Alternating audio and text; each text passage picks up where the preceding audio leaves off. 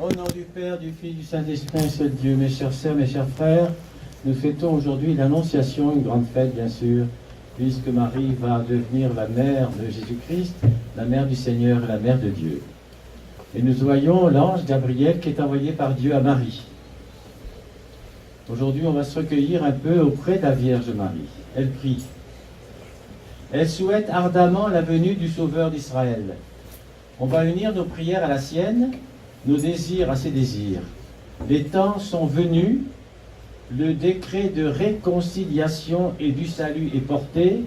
Dans le but de Dieu, la sagesse et la bonté se sont mises d'accord, la miséricorde et la justice s'embrassent. Contemplons le Verbe éternel, Dieu le Père, et contemplons aussi le Fils unique de Dieu. Il va recevoir de son Père la mission de nous sauver, et s'apprêtant à dépouiller les splendeurs de sa gloire pour se faire l'un de nous, la terre. Sous quelle livrée va-t-il apparaître? Nous qui voulons toujours monter, apprenons aujourd'hui à descendre. Il faut au Fils de Dieu une patrie. Il la cherche sur une terre sans gloire. Il lui faut un foyer. Il le choisit dans une bourgade méprisée. Il lui faut une mère. À qui s'adresse-t-il? Regardez, regardons. L'élu de Dieu est là. C'est Marie que le Fils de Dieu s'adresse. Marie est pourtant en ce monde la femme la plus ignorée, mais c'est aussi la créature la plus pieuse.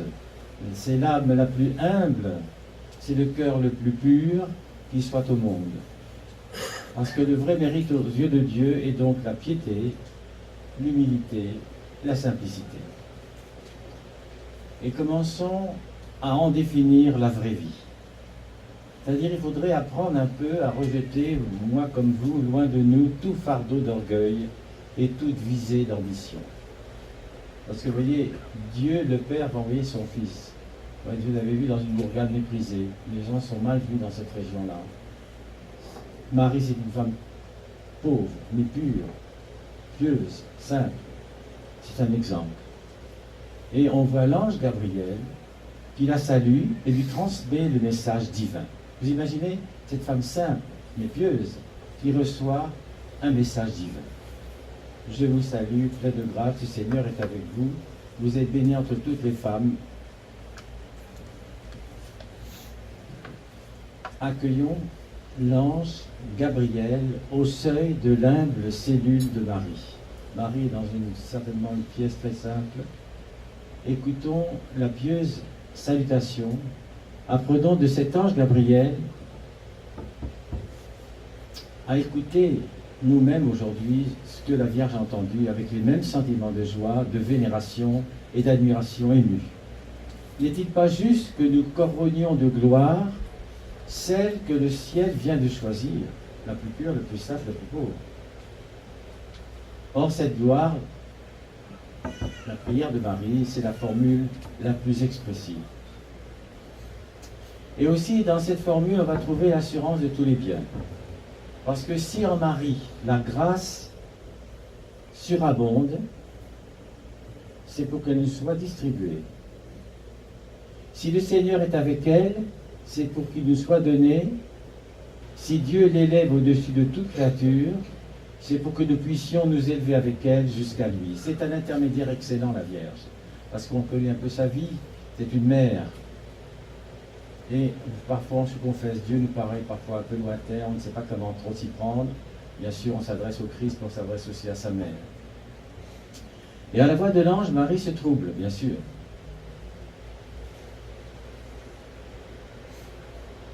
Il est au monde des âmes que la crainte la plus lointaine du mal fait trembler, parce qu'elle est modeste, justement.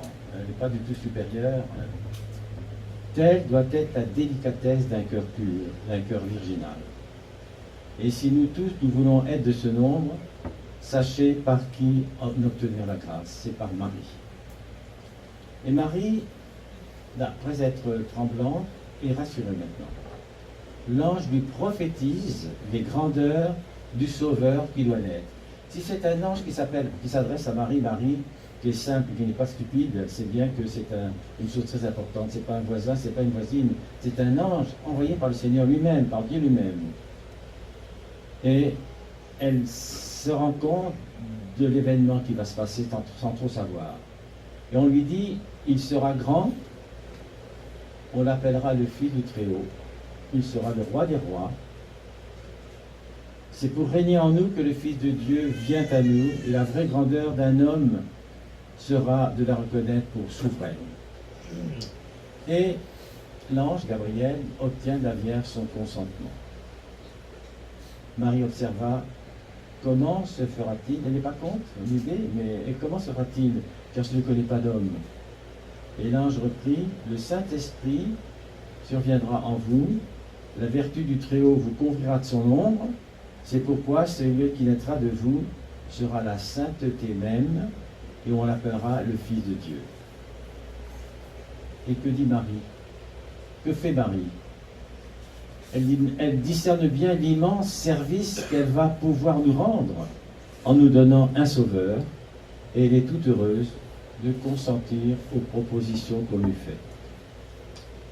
C'est-à-dire qu'en tenant d'elle le sauveur, nous lui serons redevables à elle de tout ce que le sauveur nous apporte.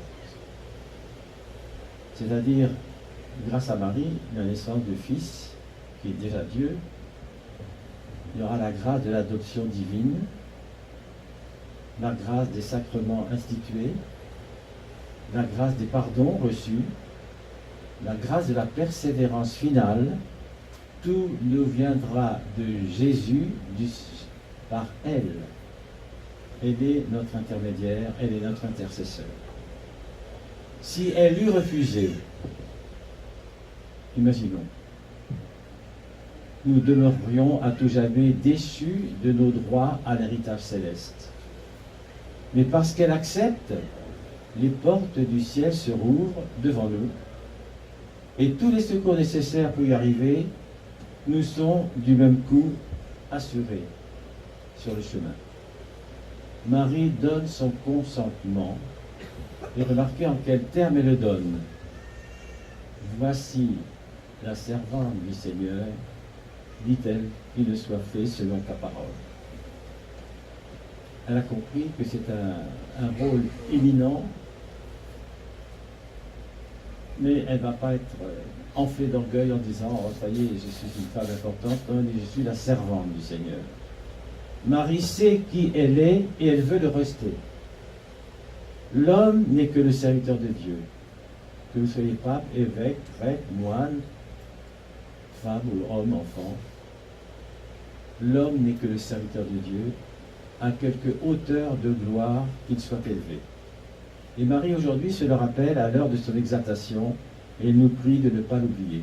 Donc aujourd'hui, cette grande fête de Marie est fort importante, parce qu'elle va nous donner un sauveur. Donc elle est un peu celle qui participe très activement à la naissance du Fils de Dieu, qui est Dieu lui-même, et qui va vivre 33 ans sur terre, qui va naître bientôt, selon l'Annonciation bien sûr, et qui ensuite va mourir pour nous sauver de nos péchés. Alors, pensons tout spécialement à Marie.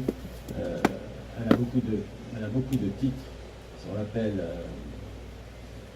Marie l'étoile, on l'appelle de la mer, on l'appelle le trône de sagesse. Elle a beaucoup de titres dans l'Église, la reine de la paix. Alors aujourd'hui, invoquons cette Vierge, notre Vierge, celle qui a accepté de devenir la mère du Sauveur en restant humble, modeste, parce qu'elle sait qu'elle n'est seulement qu'un intermédiaire et qu'elle va jouir de cette présence, mais aussi souffrir plus que tout autre au monde. Alors, essayons d'imaginer notre mère à nous, nos parents, notre famille, et sachant qu'être chrétien, c'est aussi une grande famille. On a la Trinité qui nous protège, ça, on ne risque rien. Mais par le baptême, il faut aussi être très conscient de ce qu'on a reçu, d'être toujours fidèle, d'être toujours guidé par l'Esprit Saint, et de savoir que le Seigneur veut de nous que nous soyons humbles, modestes, purs. Parce que nous avons su l'exemple. C'est pas parce que c'est notre volonté, mais c'est ainsi, il faut le faire. Parce que nous sommes devenus chrétiens. C'est un choix. Et cet engagement, il est éternel. Et c'est un engagement qui vaut la peine parce qu'il nous assure aussi une place au paradis. Une place au paradis. Mais c'est jamais gagné. Il faut toujours se convertir à Dieu. Il faut toujours faire des efforts parce que nous sommes faibles, les pécheurs.